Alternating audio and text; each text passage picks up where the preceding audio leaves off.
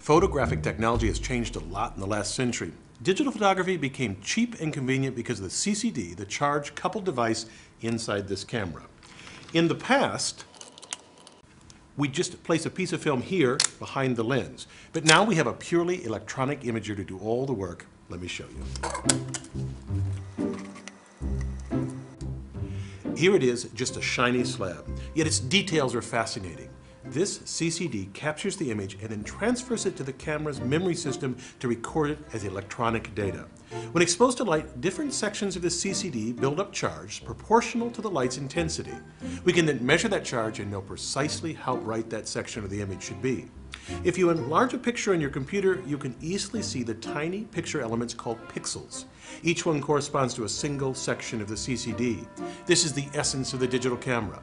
Several million of these sections of photosensitive silicon in a grid capturing an image. Now, the key to understanding how digital photography became cheap and ubiquitous lies in the ingenious way that the CCD transfers the image into the camera's memory. The easiest and most straightforward way would be to use wires to connect each pixel in an XY grid. But that presents a problem. Here's what goes wrong. After exposing the grid to light, we can use these wires to read the information pixel by pixel, measuring the charge on each section of the grid.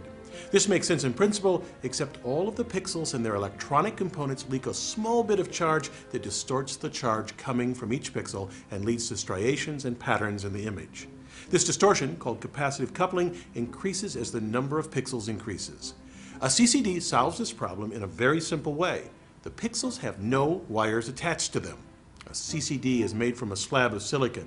To make each pixel within the slab, engineers create insulating sections called channel stops. These divide the slab into rows. The surface is covered with a thin layer of insulating silicon dioxide, and then perpendicular to the channel stops, engineers deposit thin strips of metal, typically aluminum. Each pixel then is one section bounded by channel stops and aluminum. So now we have our grid of pixels. Recall that when light strikes the whole array, the silicon pixels build up charge proportional to the intensity of the light striking them. We then have a captured image stored as charge within each pixel. The great innovation of the CCD was how it moved the image from the silicon array to the camera's memory system without using external wires that would distort the image. The CCD shifts the charges from row to row without wires until they reach the bottom when a readout register transfers the charge to the camera's memory with very little distortion. The camera then counts the charges and constructs the image using that data. Now, one last important question. How do we get color? A CCD only detects total light intensity, which is useful for producing a black and white image. But for a color photograph, we need to separate the entering light into red, green, and blue. The most obvious solution is to filter the light into those three colors using three separate CCDs to capture red, blue, and green information and combine them into a full color image. However, engineers have created a cheaper solution. Instead of using three separate CCDs, they use a little math, so they only need one. In this consumer camera, they cover that single CCD with a filter with red, green, and blue pixel size sections. This creates an image coming out of the CCD that's a mosaic of these three colors. The camera applies an algorithm to estimate the correct colors for each pixel.